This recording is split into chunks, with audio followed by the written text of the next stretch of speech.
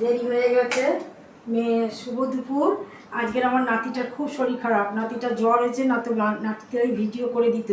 মেয়ে তো এখনও আসেনি, কাল টেনে উঠবে। নাতনিটা পড়তে গেছিলো, এই অপেক্ষা করে করে বসে ওই নাতনি এলো পড়ে দিচ্ছি। আজকের আমার মেয়ে লাইভ করেছে অহলদারা থেকে। হ্যাঁ, অনেক মানুষজন দেখেছে এবং অনেকে প্রশ্নও করেছে আমার মেয়েকে যে কীরকম ওয়েদার, কীরকম মানে ঠান্ডা। মেয়ের সঙ্গে অনেকের গল্প টল্প হয়েছে।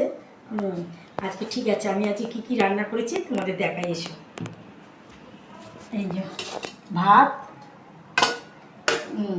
আচ্ছা এই যে চালতা দিয়ে ডাল, টক ডাল, লাউ শাক আলু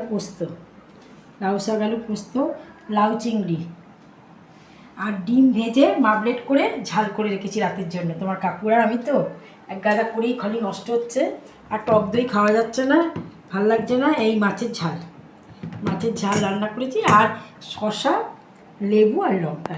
আজ আমার এই সমস্ত রান্নাবান্না করেছি। রান্নাবান্না কথাবার্তা যদি ভালো লেগে থাকে তাহলে একটা লাইক করে দেবেন, একটা সাবস্ক্রাইব করে দেবেন। নমস্কার।